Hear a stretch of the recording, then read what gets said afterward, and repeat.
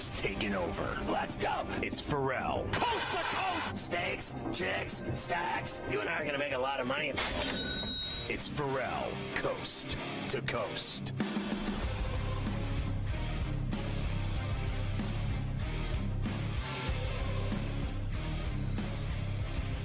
It's Ferrall on the bench, coast to coast, in the biggest way possible. Hanging out, a bad seat, a broken day, a bad apple with a bad attitude. We are live in New York City, the Big Apple. Ooh.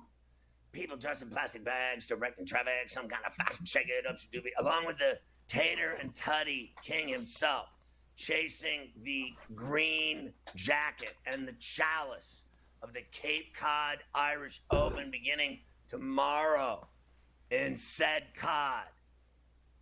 It's Carver High, ladies. Mafia running it with Luke. I am your father. The rundown on a midweek Where Do You Hurt Wednesday. A double shot with Morency this very hour. Then in the second hour, the Prime Minister, Cam Stewart, live from Toronto, Ontario. Of course, in the final hour, it's Stewie, Keith Stewart from Read the Line. And you know they're talking Zozo today on Coast to Coast. I will say this, Carver High. I believe that there has been a bocce jinx placed on the Dodgers. The Black Cloud Diner is hovering above Los Angeles. First, the passing of Fernando Mania. Fernando Valenzuela gone too soon. Born in 1960, a hero in 1981, he won everything. Rookie of the Year, MVP of the World Series champion, took the baseball world by the throat like Skeens TV did this year in Pittsburgh. But his death has placed a pall over the organization. Earlier, Luke and I have decided that the Dodgers should forfeit the first two games of the series and go to the wake and funeral and spend time with their families reflecting on his meaning to the baseball and the organization, and then just show up at the Bronx for Monday, Tuesday, and Wednesdays, games 3, 4, and 5, and have the Yankees sweep the Dodgers in the World Series. A horrible loss for the whole baseball community, but an opening for the Yankees. I feel this will cost the Dodgers a world championship. And I mean it. Well, happy Wednesday to you. Yeah, I kind of feel the opposite. You know that. When something like Gipper. This is like one of these. And look, Fernando Mania, the whole deal. If that Scully call with the no hitter, if you got a sombrero, throw it in the air. All that stuff. It's outstanding. But I feel the other way. Like, this is now, not that anyone on the Dodgers, their players, etc., have some big connection to Fernando Valenzuela, but just the karma and all of that stuff that gets mixed up into it, the ghosts, as they say, like we do at Yankee Stadium all the time with Monument Park. I think it's the opposite side. I think it's the ghosts will favor the Dodgers with a situation like this. I'm not having this. I hope not. For him, you're crazy. They have nothing but bad luck. Who drops dead the week of the World Series? But one of the legendary Dodgers. It has to be it's a grand opening for the Yankees. You have to take advantage of this. They're distracted. The entire organization is thrown off its heels. They've got vertigo. You have to take advantage of them. This is an opportune time. It will be Jack Flaherty against Garrett Cole on Friday night in game number 1. Screw Jack Flaherty. I'm stunned that Roberts didn't wait till Friday at 5 o'clock to say who was going to start. He actually gave it to you 2 days in advance, or 3 days in advance, which is very rare for him. I hate Dave Roberts, and I always have. So now we're getting closer to Friday, where your hatred for everything Dodger is now it's just starting to rise more and more. It's blooming. It's starting to bloom a little bit. I actually have for you today, because I told you I'm not going to leave you completely empty-handed here with some of my stuff. I have on today's rundown all of my World Series props, the series-long props. We are going to divulge today. here on Coast to Coast. For all the stuff that we're going to play for the series, we will give that to you later on here today when we get to the Yankees and the Dodgers on Coast to Coast. Sheet of integrity? Quasi? You could call it that. You actually could call it the World Series prop sheet of integrity. We can actually go with that. That's a perfectly fine title for the information that we're going to give out later on here today. We have a lot of other things to do as well. Of course, the NBA started last night. If you were able to stay awake through the first game, you had the Lakers and the Timberwolves at night. You know, that's the tough part. You get a 40-point blowout the first game of the season. That's not the way to go. 29 threes for the Celtics. They smashed the Knicks. And, of course, the story in the second game, first that the Lakers actually won because they never win the first game of the year since LeBron's been there. But that big 3 minutes that you had with Bronny and LeBron out on the floor at the same time, that overshadowed everything that happened last night in the NBA. Yeah, once again, I don't care at all about his son and his playing with his son. And I do stand by. I said he wouldn't score. He didn't score. He didn't score at all because he sucks. Under a half was a winner. Under 1.5. It's the phoniest thing I've ever seen in my life that guy's playing in the NBA. Well, it really is the phoniest thing I've ever seen. Like it'd be like me being on a roster tonight in the NBA at 59 years old. You might as well, because at least I score. I actually saw Ferrall's going to the 10 tonight. Your boy Bronny's such a superstar. He can't score ever. He's worthless. Well, now that doesn't even matter now. I saw the narrative get shifted this morning that this is about giving LeBron a spark. The spark that he's going to have having his son on the team at 39 years old. That is what really this is all about for the Lakers. Re-energizing LeBron is what this has done. So we will have all of that discussion. And now we have our first real night of rack, right? We got a good slate, full slate of NBA tonight that we are going to go through here today. And we'll talk about the two games from last night. So we have that. We have lots of football that we will get to. Had a big trade today. DeAndre Hopkins going to the Chiefs from the Tennessee Titans. So you knew the Chiefs. You knew that. Who isn't going to the Chiefs? Well, no longer Kupp. Apparently they did talk to the Rams about Kupp, but it was just too rich for their blood. So they leveled down to DeAndre Hopkins. And you know he's going to be awesome there. You just know it already. He's going to catch a bunch of touchdowns, big January touchdowns. It's all coming right in front of our faces. Your boy, what do they call him? Nuke? What's Nuke. the deal? Nuke. How did he get that nickname? Honestly, I've always tried to figure it out. That's from way back in the. That's from way back in the Houston days. He got the Nuke Hopkins thing. So he's carried. Hasn't played like that recently, but when you put on the Chief jersey and you have Patrick Mahomes throwing you the football, suddenly things are probably going to be a lot different for DeAndre Hopkins. Yeah, there's nothing quite like having Will Levis throw ducks at you, or Rudolph the Red-Nosed Reindeer. Rudolph the Red-Nosed Reindeer, who might start this week, I just saw again. Might get another Mason Rudolph game for the Tennessee Titans. We will go through all of the NFL. I got a lot of college for you today. I want to start looking at all these big games for Saturday that we have to discuss. And several other things. How about all the hockey last night? Everybody played. Islanders lost. Penguins lost. No good for any of us, but still. And, yes, the golf. Have the golf. The Zozo in Japan. All the Golf Wednesday crew will be here. I watched a lot of the hockey last night. I did.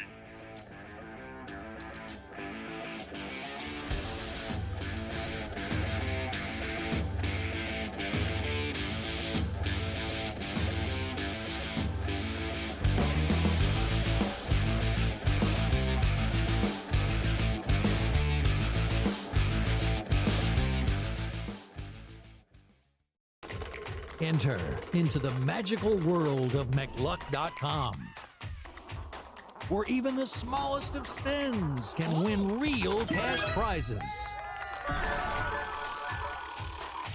Adventure into over 1,000 of the best Vegas-style slot games. So what are you waiting for? Unlock your free welcome offer today. Join the fun where winners play, and players win. Anyone that's been to a sporting event, the atmosphere before a game, I think Game Time Decisions has that same exact atmosphere. This is our arena. This is what we do. There is going to be an energy to Game Time Decisions that you will feel night in and night out. The excitement you get when you lock your bets in, when you're figuring out what you want to do, we can zone in on the biggest games each night. I want this to be the place that people come to before the games start so they feel as ready as possible to lock in their cards. We are going to hit every single one of those markets that you need to know about. We're gonna go through every single thing, and I've got a great team behind me that's gonna help me get the job done. There is not gonna be a better place, I promise you, than Game Time Decisions to get that new information, react to it, and be able to then bet accordingly. We will have everything at our disposal, and we will use that to our advantage. I'm Kevin Walsh. Tune into Game Time Decisions from 6 to 8 p.m. Eastern on SportsGrid. Your gut says Miami is going to win, and you should take the over. Your gut also said your NFT selfies would only go up in value. They didn't. But your head is on SportsGrid and knows the QB is in concussion protocol. The backup has a 45 QBR against the zone coverage. The New York D has the most sacks in the league. So yeah, trust your head. It's smarter to be on SportsGrid. Right here with you on Pro Football Today on SportsGrid. Odds in motion, trying to see what lines have moved throughout the week. Never felt more comfortable in the set than I do for this year. I am ready. I'm just getting angry. The hot takes are going to be here all long, people. What in the world is going on in Miami, Dom? It's not particularly anything to shy away from just because many people are on top of it. Hot take, hot take. I think this line is asking you once again to take New Orleans. Pro Football Today, only on SportsGrid.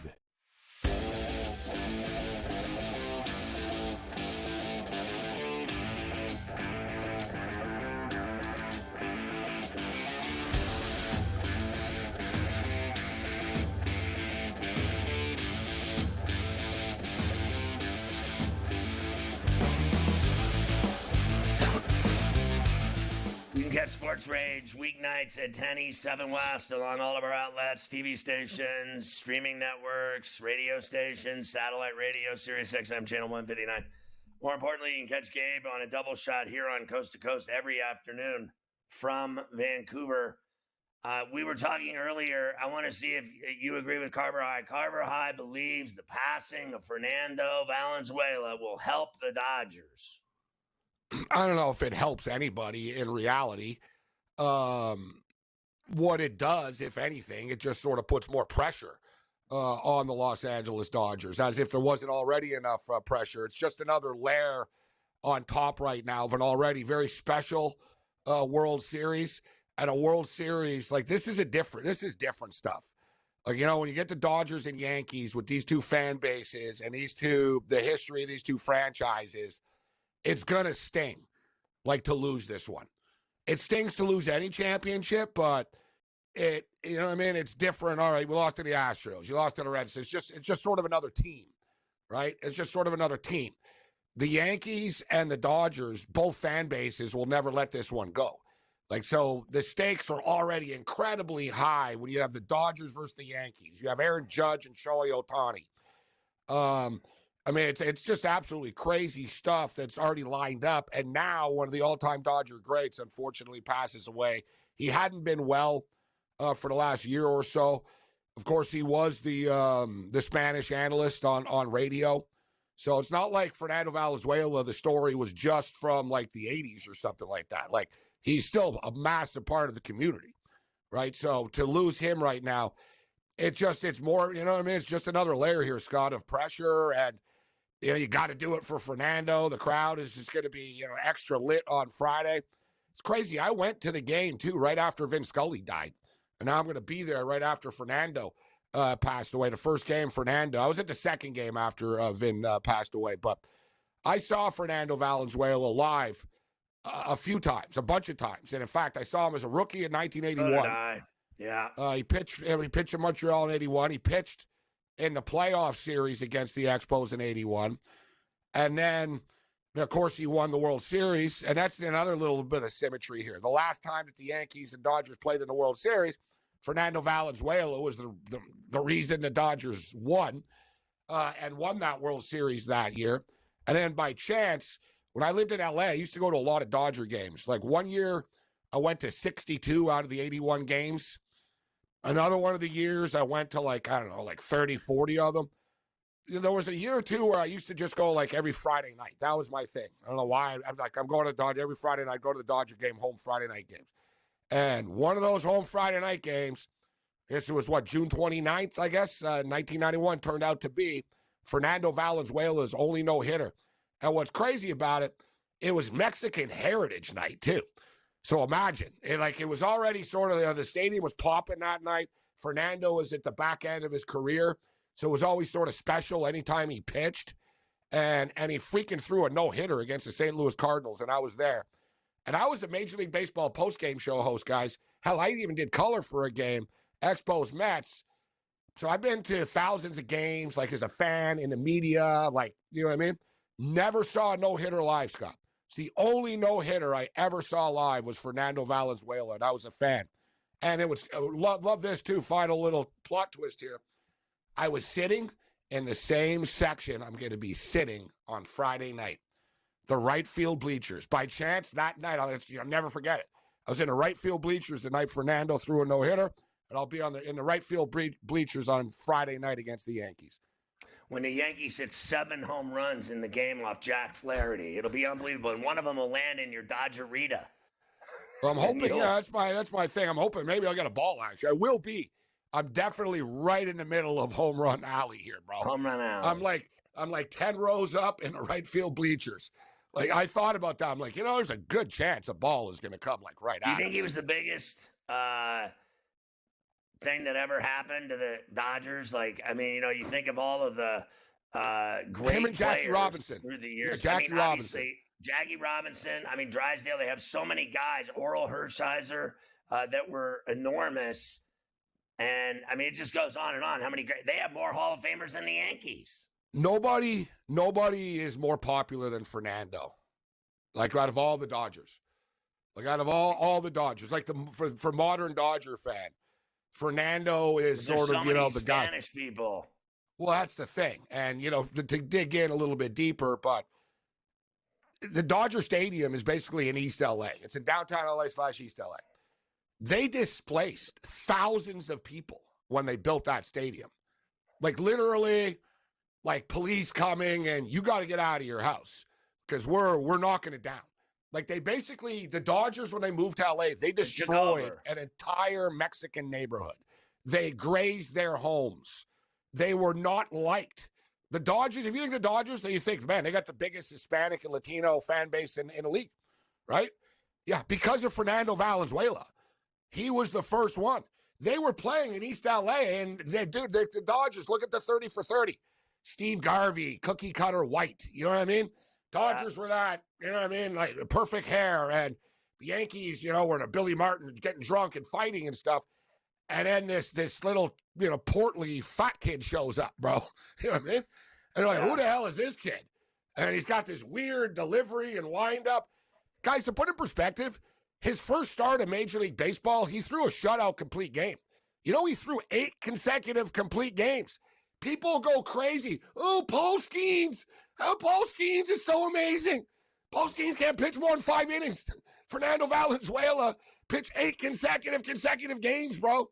He won the Cy Young and the Rookie of the Year. Think about that. Like in the same damn year. And by the way, he won the World Series. It was different. You have to admit, it was very different than. Well, he was a screwball pitcher too.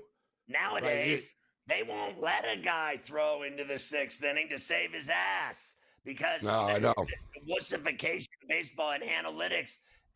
Guys pitch no more than 100 pitches. It's over. You're done. They don't let guys have no hitters in complete games. They'll yank. Skeens went into the 8th inning with a no hitter. And they still pulled him. It's terrible. Unbelievable. That's what hurts baseball, that stuff. We want to see this stuff happen. Like, man up.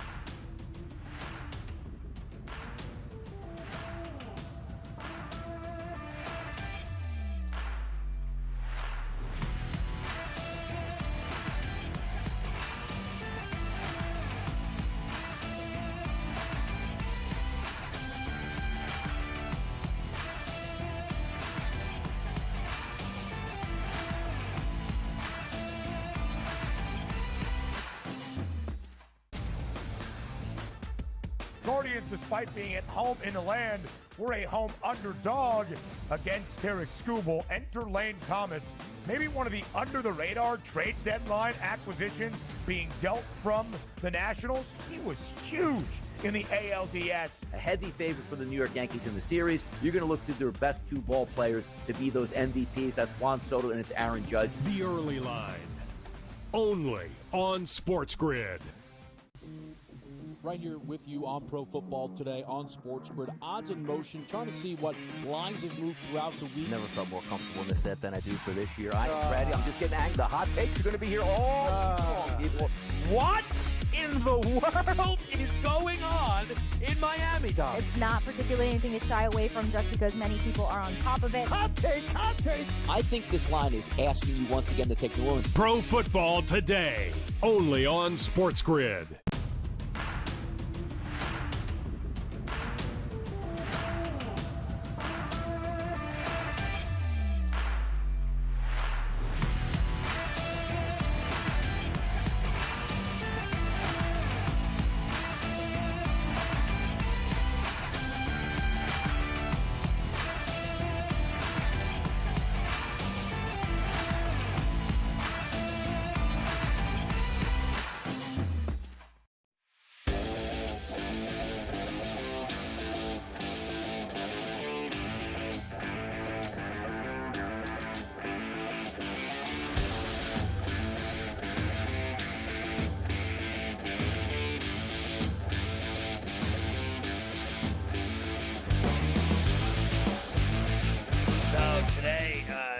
Cashman was saying that the Yankees don't have a 15-year drought in the World Series. He said that the Astros cheating cost the Yankees a World Series. Do you buy any of that? No, I don't. He should shut up. Stop. Dude, stop playing. So what? So the Astros' fault for the last 15 years every year? Come on, man. The Dodgers lost to the Astros in the World Series. You don't hear us crying about it daily still. Like, we actually made it to the World Series and played them. Right? I mean, that Cashman hang on the hook thing. Cashman's Mr. Excuse. So no, I don't buy into it. But that's what I was saying earlier, Scott. The Yankees haven't won in a long time. So the pressure is, is sky high for them to finish the job. And the Dodgers, even though they did win, people act like they didn't. Right? Just point blank. It's a lot like I've used the analogy, Scott, of Bill Self. Bill Self won a championship many years ago. Yet people always called him a choker and, he doesn't win big games. And it's like, he did win a championship. And then when he won the championship again, when he won his second one, he even admitted, and he said, I needed this to shut people up. And he goes, you don't think I should think, he goes, I lose sleep at night. I should have 4 or 5 championships with all the great teams that I've had. But he goes, it's not that easy, right? It's not that easy. So then I got 2.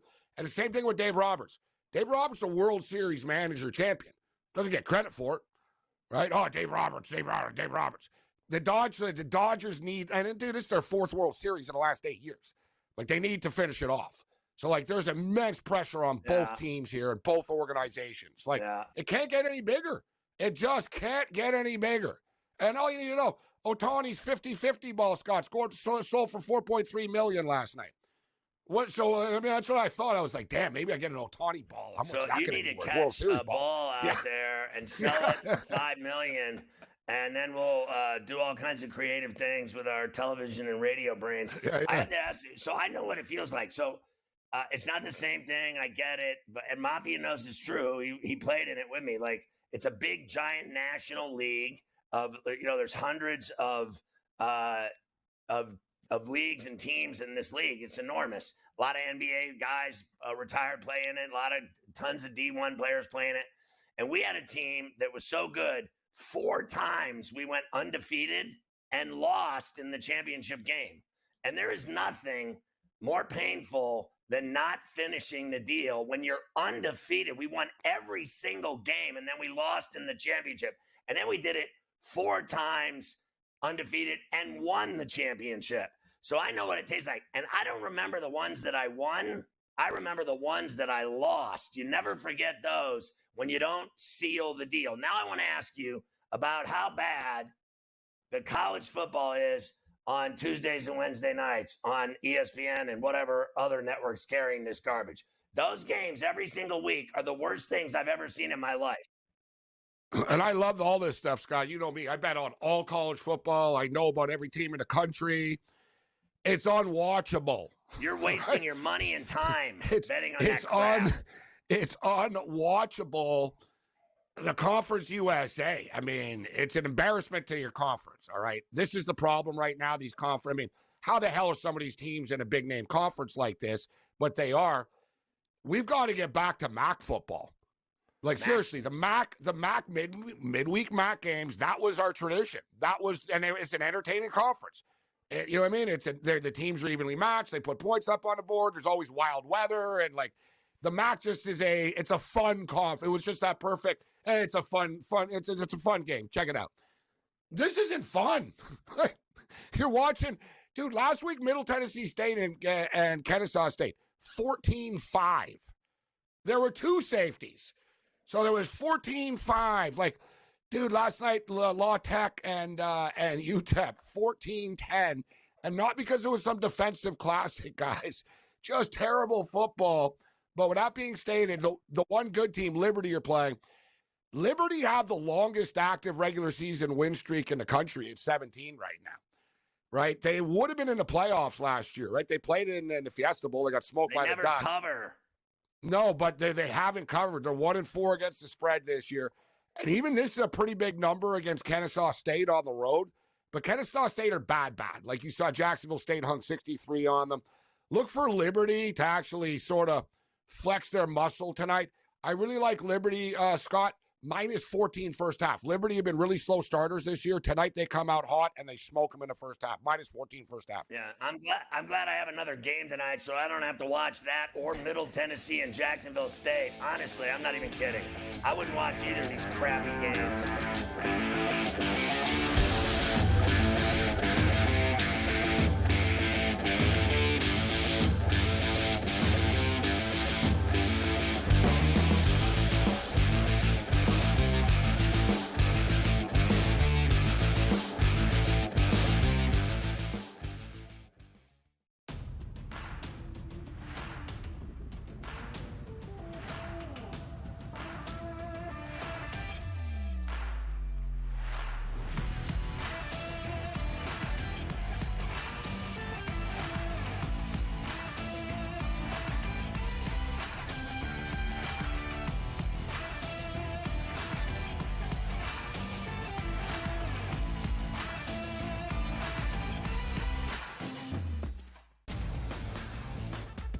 Guardians, despite being at home in the land, were a home underdog against Tarek Skubal. Enter Lane Thomas, maybe one of the under-the-radar trade deadline acquisitions being dealt from the Nationals. He was huge in the ALDS. A heavy favorite for the New York Yankees in the series. You're going to look to their best 2 ball players to be those MVPs. That's Juan Soto and it's Aaron Judge. The early line, only on SportsGrid. Right here with you on Pro Football Today on SportsGrid. Odds in motion, trying to see what lines have moved throughout the week. Never felt more comfortable in this set than I do for this year. I am ready. I'm just getting angry. The hot takes are going to be here all season long, people. What in the world is going on in Miami, Dom? It's not particularly anything to shy away from just because many people are on top of it. Hot take, hot take. I think this line is asking you once again to take New Orleans. Pro Football Today, only on SportsGrid.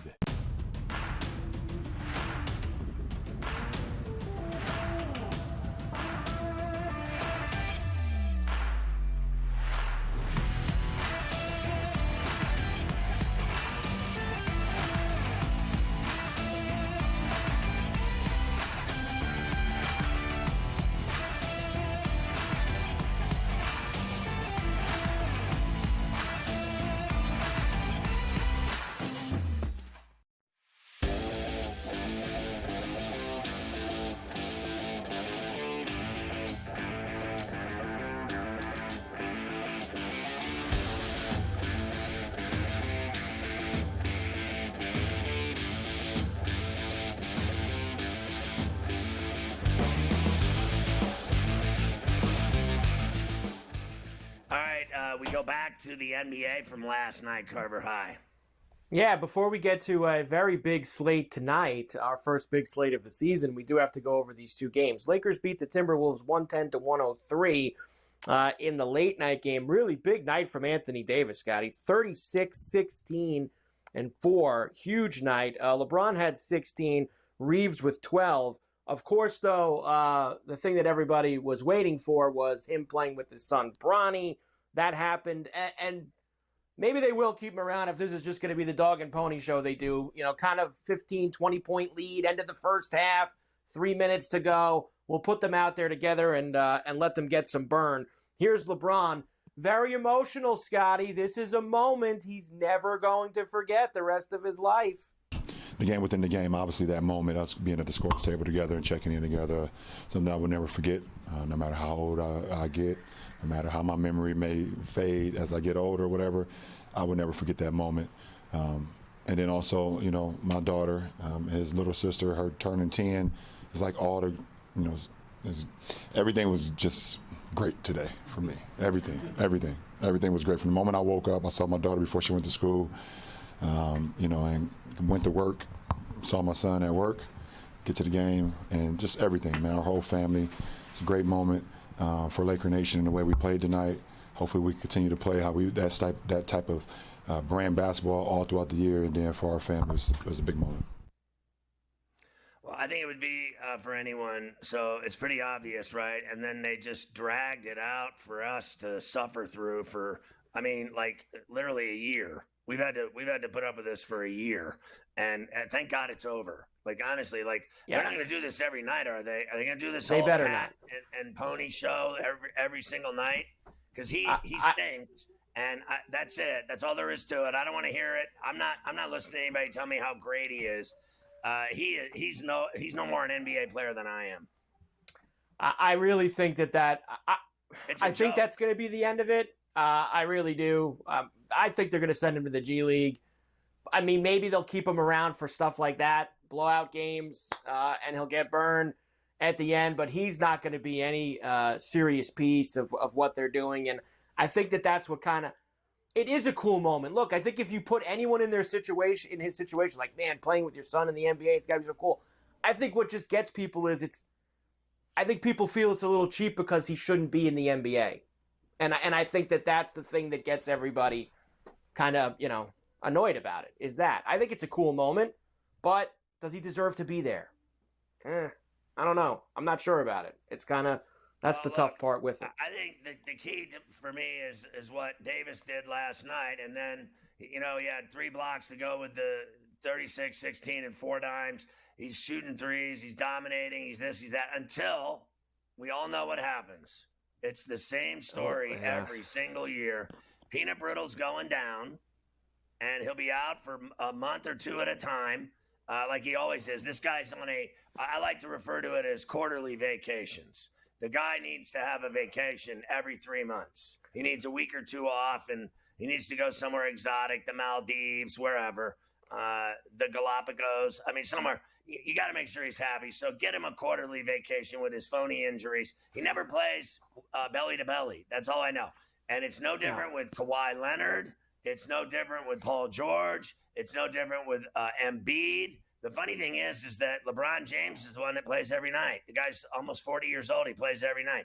The guy's in the league 22 years, and he still plays like he's 10 years ago.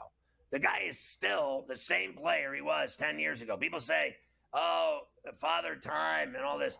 That guy still does whatever he wants on an NBA basketball court, and he can score and deal on anybody. He can go to the 10 and finish on anybody. He can shoot from anywhere and knock it down. He can run the floor. He can chase down guys going to the other glass and swat their shot into the seats. He plays every night. Now, who knows if he will at this age in this 22nd season. But we know one thing is certain. Davis doesn't. So all this talk about the Lakers are going to be great and because they won a basketball game, and ESPN does their show outside their arena every day and knobs them like a French porno. All I know is the same thing happens every year. It's all coming unraveled at some point. So I hope you enjoyed your big night last night with your family and friends, and you got JJ his first win. Now he's literally the greatest coach of all time. He's won a game. So, I mean, stop the press. The Lakers have won a basketball game. What will we do? And then it's the other side. It's Boston. It's always those two. It's always the Celtics and Lakers. That's all anybody cares about. That's what's wrong with the league. It's, yesterday Gabe came on here saying the NBA sucks, basically is what he said. Nobody cares about the NBA. That's just not true. People love the NBA, but what they really love is the Celtics and Lakers. Look, I think you saw one small example of what bothers me about it sometimes is there's too many games that are supposed to be big games, right? That I get sold as big games. It's every night. Too many of them look like that Celtic Knick game. And they are unwatchable in the second half, and they're blowouts, and there's no drama at the end of them. There's too many games like that. That's what bothers me about the product in the regular season. 80% of them are like that. 80% of games in the NBA are just like that. And even playoff games have become that. How many springs have we sat here, especially this year, and we're like, man, that game sucked last night. I mean, they won by 25. Like, what was that's what hurts, I think, in terms of forget about the teams or who they're talking about. We played in a game the other night. My team, we won by 40. The guy blew the whistle with 2.5 minutes left. He said, we're done here. We were up 40. They stopped the game. They should do that in the NBA. Just stop the game. Because that was, I don't need to watch. I mean, the hacks that they had on the court for the last 9 minutes of that Knicks Celtic game last night, nobody needs to watch that. Nobody does. It was embarrassing. It really was. Now, you sent me that story this morning. LeBron's expected to play at least 2 more years, could even play a third. But that's because of what you said. He still plays most nights like he did 10 years ago. So why would you? It's like Brady. Brady didn't walk away till 44. Why would you walk away if you could still play at that high level and you could still do it? So I got no problem. He goes to work. You heard him. You heard it right out of his mouth. He goes, I got up, saw my daughter. I went to work. And his work is probably 20 minutes down the road. And he goes from his billion-dollar mansion, gated community, and his 10-bedroom compound, and his 14 bathrooms and basketball court, golf course, swimming pool, aqua center, ice tub, full staff, full wait staff, full cook staff. He does that, and then he got his own masseur. Then he drives to work, and he knows that he's just going to play ball. And most people that I know, like I play ball with a lot of NBA guys, and they just show up. A guy showed up today, played in the NBA for 17, showed up for the last 30 minutes, and he said, just let me get in a couple of quick games. He's like, and he barely broke a sweat. I'm out there dying. I wanted to quit. I couldn't breathe. My legs hurt. And this guy was like, I just get in a couple of quick games, and I'm going to get in my $150,000 Mercedes Boxster and drive home and, I don't know, sit in a hot tub. Are you kidding me? That's what these guys, it's not, you act like this guy's got some kind of work he does. He goes and plays basketball. It's a joke. It's a joke for him. Do you know how good he is at playing basketball? That's all he has to do every day is play basketball. The worst part of his job is travel. That's it. Meanwhile, they travel like they're the king of England. They travel first class. They stay at the Four Seasons and the Ritz-Carlton. These guys, you understand? The worst guy on the team makes $50 million. Amazing. I mean, honestly, it's not even a job. It's like a movie. It's fake. It's all phony. It's like they've been gifted this life of royalty. It's like being in the royal family. You mentioned Redick. When we come back, I got to play one from him. It's one night, and I've had enough of the other Redick stuff with him. We'll come back talking about the basketball, and he's got just enough with JJ Redick. He's right about the basketball, though. I'm telling you, he's right about the basketball.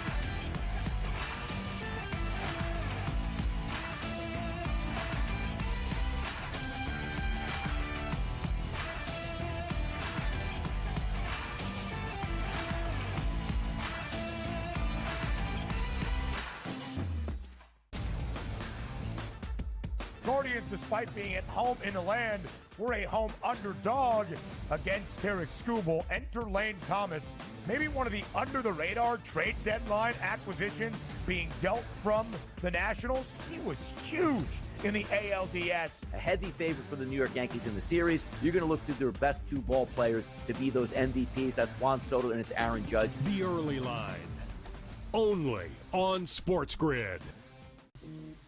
Right here with you on Pro Football Today on SportsGrid. Odds in motion, trying to see what lines have moved throughout the week. Never felt more comfortable in this set than I do for this year. I am ready. I'm just getting angry. The hot takes are going to be here all season long, people.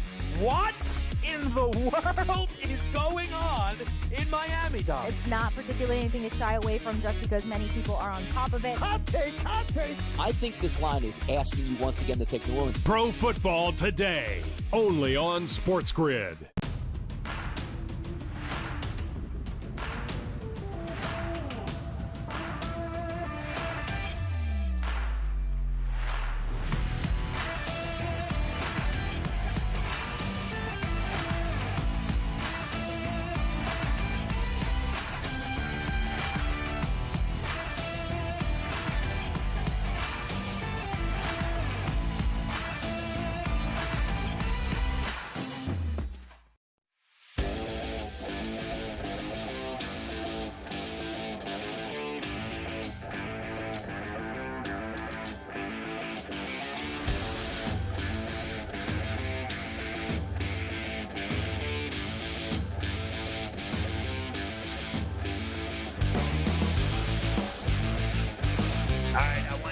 With the Reddick thing, and he was complaining last night after they won. He was complaining, and it was actually, it's more than that, too. Like, he comes out, and he's, like, reading all these advanced stats and all these, like, you could just tell he all of the stuff that he did before he got the job with his podcast, he's like, it seems like he wants to, like, reinvent the wheel of coaching in the NBA. And maybe that will work, and God bless him if he does. But, man, it's going to be painful listening to him as he tries to do it. Here he is also talking about the basketballs that they use. I don't know if he had this take when he was playing in the league, but now that he's a head coach, here's what he thought about the basketballs. I'm going to send in a request for the league tomorrow that we can play with worn-in basketballs. I'm not sure why we're playing in real games. I'm being dead serious. I'm not sure why we're playing in real games with brand-new basketballs. Anybody who's ever touched an NBA ball brand new, it's a different feel and touch than a worn-in basketball. I didn't realize it till a timeout. There was a long rebound. I grabbed it. I was like, what? Why are we playing with this ball? He's right. Give the guys the opportunity to pick a good basketball. You think I'm joking? No, I'm positive. I'm neurotic. I'm positive you're not joking. Listen, it's true. Listen, I'm telling you, I play basketball every day of my life, and there's nothing worse than a new basketball. You have to break them in. We never play with a new ball. They're slippery. They're not the same tack feel as a ball that's been played with and worn in. We always play with balls that are worn in until they're shot, and then we break in a new ball. And before you break in a brand new ball, you always play with the next guy's worn-in ball. So guys show up, 4 or 5 balls show up for the run, right? There's 15 guys, there's about 5 balls. We play with mine every day because it's perfectly worn in. And then when mine is shot, they're going to go to the next guy's that's worn in. They never play with a brand new Evolution or NBA ball ever, any run, anywhere, because they suck. I mean, they're slippery. There's no tack to them. You can't grab them. I can palm a basketball and walk through an airport with a basketball palm. A brand new NBA ball, you can't do it. I don't dispute that. You would know more than this, and J.J. Redick would know more than this. The NFL guys say it too, right? Don't they let the quarterbacks, mess with the footballs and wear them in before with Brady, Deflategate, etc. Right. But, did they just start doing this? J.J. Redick hasn't been living under a rock for the last 5-10 years. He played in the league. He's been around the league as a broadcaster. didn't he know before last night that there's brand new balls that are in play? It seemed like it was like new to him, like it was a brand new thing. That's the part that I can't figure out. Yeah. Like, what is he talking about? I mean, same thing I told you about shoes. I can't wear brand new shoes to play. They wear a brand new pair of shoes every night when they play. Brand new every night. They all have shoe deals. They wear new shoes every night, and they'll give the other ones away, or whatever. That's what they do. They sign them and give them away. But, like, if I wear brand new shoes, I always break them in training. Like, if I go to shoot for an hour, I'll wear new shoes and try to break them in. If I wore new shoes tonight in my game, I would end up with bleeding toes and giant blisters. I have knuckle toes, so I wear only shoes I played in. I wear worn shoes only. It's no different than basketballs. New basketballs, new shoes suck. New shoes are awesome when you pull them out to finally play in them. And people are like, you got new kicks? Yeah, it's cool. I collect basketball shoes, right? So I know, I'm telling you, both of them. Balls, shoes, same thing. I don't jive with anyone that wears brand new shoes every single time they play. That's nothing but trouble to me. New shoes to me are automatic bloody knuckles. Automatic. Can't have it. That's for sure. In the first game last night, the Celtics raised the banner at the Garden, 132-109 over the Knicks. The Celtics hit 29 three-pointers in the game. That tied an NBA record. 8 from Tatum, 6 from White, 5 from Brown, 4 from Holiday, 2 from Hauser, 1 from Pritchard, and 3, the final one, too, the 29th from Al Horford on TNT. Tillman inside, Pritchard, and out to Horford. That's a 3, and that ties the record. That's number 29. It ties the all-time NBA record for three-point shots made in the game. Yeah, I don't think that record will last because the Warriors had 28 in a preseason game. So, I mean, there are certain teams that shoot bombs a lot, and some night they're going to go well over 30. Well over. And what did they had like what? I think it was 12 or 13 cracks at breaking it. Like they just kept the guys that were in at the end of the game just kept heaving them up. All those guys that were on the bench. Serena Ionescu the other night when she was 1 for 19. They got to get her shooting more. Like Pritchard and Hauser were just it was bombs away trying to get that 30th three-pointer, and they just couldn't get it over the last couple of minutes. 13 straight to finish it off. I think that Josh Hart summed up the feeling in the Knick locker room after the game was over. Let's hear from him. I don't know. NBA needs a drug test all down my team. Because that was, I ain't never seen nothing like that before, man. So, I mean, like I said, you got to give them credit, man. They're already an explosive team. And obviously there was energy in the arena today with that. Was contagious. That was easy money last night, if you ask me. They don't lose at home, and they cover. And they are the best team in the NBA, hands down. Hands down, they're the best team in the NBA, and there's nothing I hate worse. Honestly, I can't even. I'm telling you, I can't. And they're on national television every night. And every night. I can't stand them. So, like, for me, I don't want to watch Celtic games. I am not watching Celtic games. So you can have it all you want, and you guys sit back and enjoy it, because I don't sit around watching some team I loathe. All it does is make me mad. I hate them. No one ever beats them. So they're cyclical too, right? This is their time. They're back on top of the league. And when they're not on top of the league, I don't like watching them ever. When they're good or bad. I just can't stand them. So it hurts me because I like basketball, and it hurts me because, like the Knicks, who I love, have to play them. And then I already know what happens when they play them, right? So, first of all, that was a real good outlier for what the reality is of how far the Knicks are from playing for a championship. They could beat the Celtics to save it.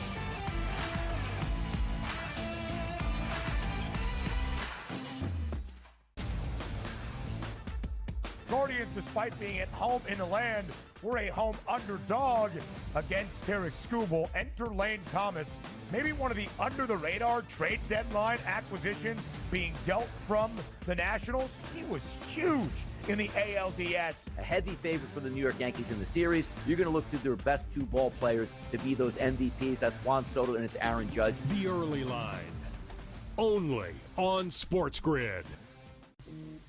Right here with you on Pro Football Today on SportsGrid. Odds in motion, trying to see what lines have moved throughout the week. Never felt more comfortable in this set than I do for this year. I'm ready. I'm just getting angry. The hot takes are going to be here all long, people. What in the world is going on in Miami, Dom? It's not particularly anything to shy away from just because many people are on top of it. Hot take, hot take. I think this line is asking you once again to take New Orleans. Pro Football Today, only on SportsGrid.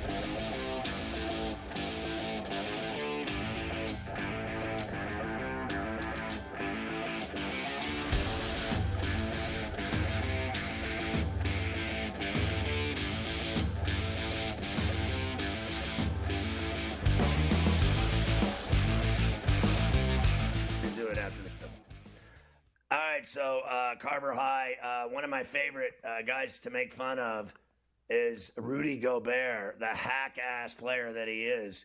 Boy, they just keep giving this guy bags of money. They certainly do. The Timberwolves might have lost last night, but Rudy Gobert, he's a winner once again. He keeps going to the bank, to the teller, that's for sure. 3 years, $110 million extension for Rudy Gobert. So they send Cat out, give Rudy all the money. It is surprising to me because, quite frankly, I get it. Defensive play, he won all these Defensive Player of the Year awards. Shouldn't have won last year, as we talk about all the time here. But other than that, what else is he? I don't even think he's that. He doesn't give you as many boards as he used to. He doesn't give you, I don't know. I don't think the game is as good as it once was. He's a double-double every night. He's 7 foot. So he's like, I think he was 13, 14 last night. So he'll give you a double-double. It's not that hard. So I play with this guy that's a 7-footer, right? And this guy, he played at pace. And he literally is unstoppable. He just does whatever he wants. He gets the ball. And he just goes right to work, and he dunks on people's faces. And then the rest of the time, he hits little mini hooks and little fadeaway. He can shoot threes. He can do it all. 7 foot tall. When you're 7 foot tall, you do whatever you want. When some guy's 6'6" or 6'4" like I am, or Mafia 6'5", you're not stopping a 7-footer. You just aren't. So the reason the guy got all that money is because he's bigger than 7 foot. For all I know, I think he's bigger than 7 foot. And it's not that hard to get a double-double when you're that big. It's not that hard to block shots when you're 7'2". I mean, honestly, let's get real here. You think Wembanyama really has a hard time dealing when he's literally 10 foot tall? He does whatever he wants. Why do you think Joker's so good? Not only is he 7 foot, he's also 300 pounds. He's a bull in a china shop. You can't stop him. He cuts right through people like butter. He certainly does. Of course, we're going to get to tonight's games when we come back. Philadelphia will open tonight with the Bucks at home. This is yesterday at Sixers practice. Nick Nurse, the head coach, talks to the media. So there's no Joel Embiid tonight. The media starts pressing him like, is there a new injury? Is there something he aggravated in the Olympics? Is this just precautionary? Why isn't he playing? What is going on here? And let's just say, Nick, eventually, this was after several questions, really didn't want to hear them anymore. It's not like the regular season opener snuck up on you guys. Yeah, I don't know what to say to you. Right? He's in practice. He's looking good. He's progressing. He's not quite ready yet. He'll be ready pretty soon. I don't know what else to say to you. I don't know what else to say. Here's the deal, Mike. He's got this gigantic knee brace on. And here's the long and short of it. In the end, they gave him $200 additional million, right? He's got more money than God. By the time he's done playing, he'll make $1 billion. But I truly believe he will never last in the NBA because he's got bad knees. So all I need to know is when a guy has bad knees and he's a 7-foot, 300-pounder, this is no different than what I just talked about. When you're 7'2", whatever, 300 pounds, you're impossible to stop until you start having bad knees. And when you are fat and huge and you have bad knees, it's even worse. It's compounded by your size. And I am telling you, that guy, first of all, he can't run to begin with. He is a walker. He walks up the court, and then, he stands at the three and jacks shots. And when he's in a low block, he's impossible to stop because of his size. But when you have bad knees, it is always 100% the beginning of the end. I do not believe he'll live through that contract. I believe his knees will be the end of him. And it'll be the end of Kawhi Leonard. I don't disagree with you about his knees. It's just I think what the guy was asking Nick is right. Like, this didn't sneak up on you. You've known for months that this is opening night tonight. Like, if you're telling us that he's got no new injury or he's got this, why did you know a week ago he wasn't going to play tonight? Like, what is it? Like, I could get if you woke up today and say, man, my knees are barking today. It ain't going to happen. What's going? Like, I can understand them being, and it's Philly media too. Why they're tell the media that guys are injured? It's always a hidden fact. No one ever admits it in the NFL, baseball. Look at what we're doing here. With baseball, the guy will never announce who's pitching. It's just the dumbest stuff. I don't care anymore who's starting. I know this. When I find out, guess what happens? Your bets go down the toilet.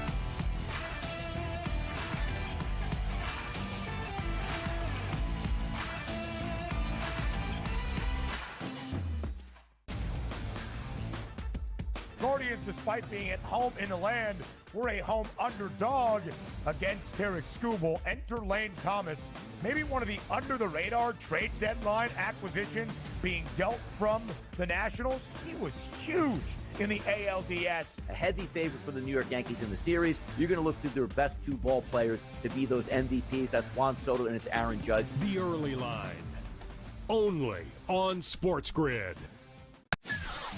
That kid on the two-point conversion play was wide open on the right side of the end zone, and the kid threw it about 15 rows over his head. People crystallized Georgia and Alabama. They put them on the shelf above everyone else, and they're just not there this year.